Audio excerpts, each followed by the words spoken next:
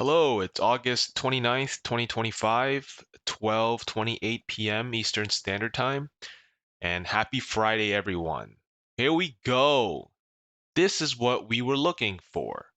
I did say that there are going to be a couple of more new all-time highs coming soon, a couple more days of just chugging along, but there will be also days where we'll experience some sort of selling for about a 1% sell.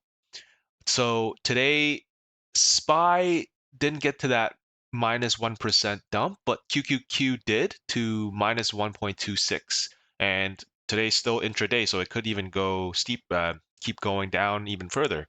But I think the market may stabilize here intraday. And I know that going into Fridays, I love playing Tesla Fridays, but right at open, Tesla kind of gave up all of that. We did see a little bit of strength in the first 5 minute bar, but after the 5 minute bar, it just kept on dumping. So obviously, Tesla Friday doesn't work all the time, so we got to forego that. Other tech stocks, Nvidia. Nvidia dumped right at open. I did not see any news related to Nvidia, but I did see some news about a Chinese company that produces chip that is equivalent or better than the H20 chip. But who cares? I don't really care about that. What I care about is the price action and volume. And so Nvidia dumped right at open, down almost 3%. But look, it's right at that lower Bollinger Band area, but it didn't print a hammer or some sort.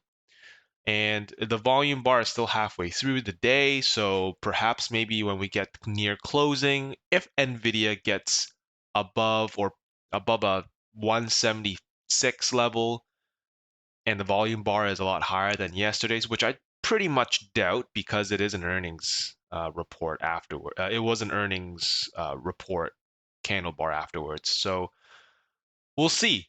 I think the next couple of days, Nvidia might rip up higher if it holds at this level.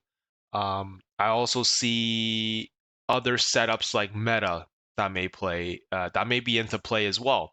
I was looking for Meta to get to the lower Bollinger Band of 733 or even further down wick to like a 729, print a big volume bar and perhaps get into long position there.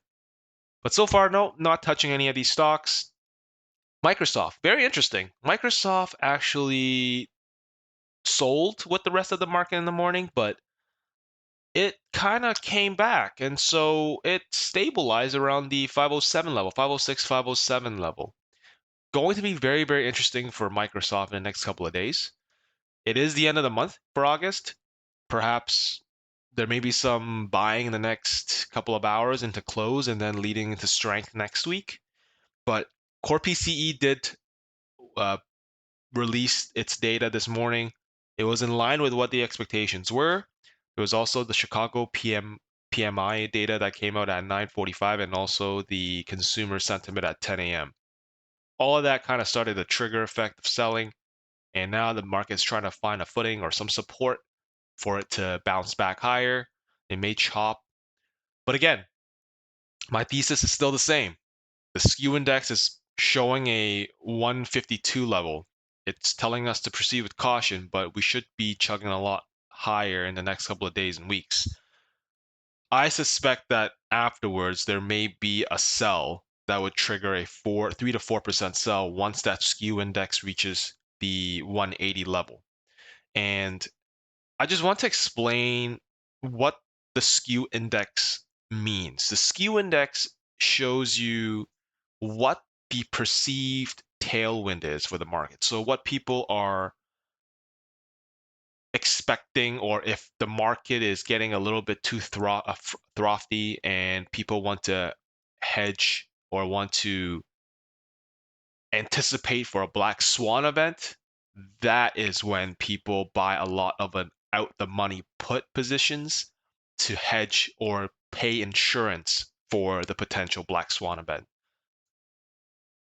Not all the time that will happen, um, but if you just buy one or two contracts, and I mean options for out the money puts, when skew gets to 180, you could make a pretty good bang for your buck for a risk to reward ratio. And I mean, if you pay for like a 1.1, 1.5 contract, you might get a return for 200 or 300% return.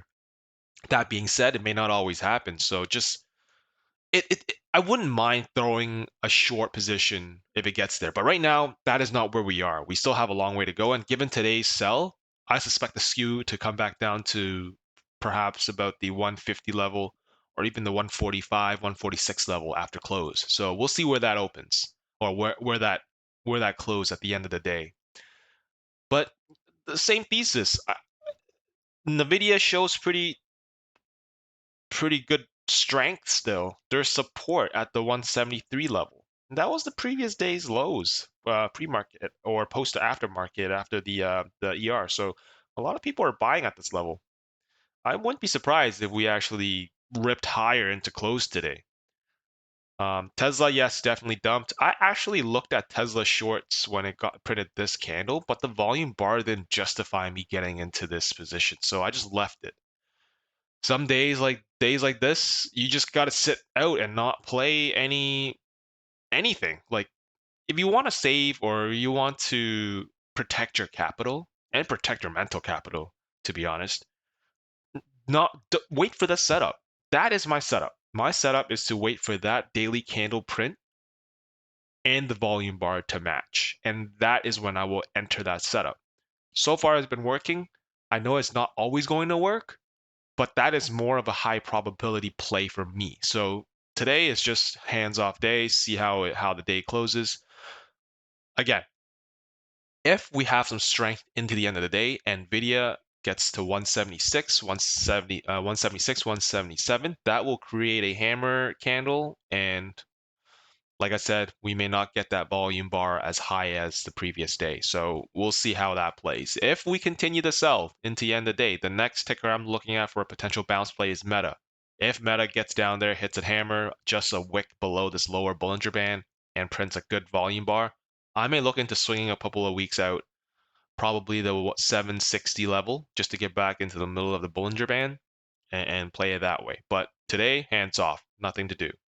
Palantir, it's forming a base. It's consolidating. If the market and QQQ gets back up into a level that we're anticipating, which is a new all-time highs, Palantir will need to play game. And Bitcoin, of course, sold off to 108 level from 112 last night. Nothing major, I would say. Really interesting thing is that MSTR is green today, and it hasn't really sold off like the rest of the market. It did sell off a little bit, but it just chop, and just slowly grinded higher while Bitcoin sold off. So there is some sort of inverse correlation with these two tickers, which should not be, but best to not touch MSTR. Coin again, same thesis. Daily is just chop. Unless it gets to the extreme levels of a Bollinger Band, then perhaps we'll jump in. Another type of indicator I like to use is the ADD level. And the ADD level kind of corresponds with indices and not individual stocks. So for indices like SPY and QQQ and sometimes IWM, I stick with SPY for the reason of being it's cheaper to get in contracts for SPY versus QQQ, but it depends how you like the volatility. But intraday ADD is the advancing stocks minus the declining stocks, and it's only in the New York Stock Exchange. So if you look at intraday, if SPY actually sells further, like during a really bad red day, the extreme levels for the ADD indicator is that it should cross the 1,800 a minus 1,800 level for the extreme oversold condition. And that is when stocks are plummeting. You're probably getting a minus 1.52% day. And once it crosses this negative 1800 level, that is when you want to look for a bounce play. And that's when you would get into some call options, or if you long your stocks, or you play, or if you long futures. And the next extreme level is the minus 200 level. And when that gets crossed, assuming that the let's just say that the ADD goes through these two extreme levels and stays down here. That means that the stock trend is continuing. So if you keep selling, and let's just say ADD hits here in between 1800 and 2000, right? Let's just say that it stays here and it keeps going and breaks through 2000. You should anticipate SPY to keep selling. So you do not play that bounce. Only play the bounce if it's in between these two extreme levels. That is something that I've noticed watching the ADD. And the same applies for the extreme levels of overbought levels.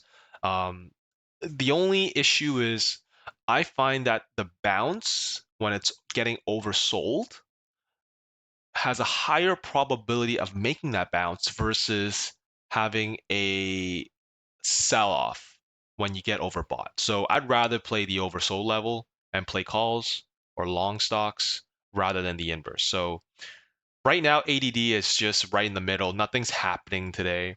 So I honestly think today is just profit taking. People are thinking that the stock market is crashing, thinking that it's a bear market that's starting. Oh, another competitor of Nvidia is doing a lot better. It's sort of like that DeepSeek moment, but I think we have a couple of more days to grind up a lot more higher. And it's the end of the month. Perhaps people are rebalancing. Like there are a lot of factors into it, but again, looking at skew, I don't think we're going to sell off into like a -4% day or consecutive weeks of selling yet. This is just a beginning of a bull market, and perhaps only when anticipating the short or anticipating the turn, that is when you will burn your account. So please, please, please protect your capital. Stay out of days like this and only wait for your setup. So that is all for today. Happy Friday, and I'll report in the next video. Cheers.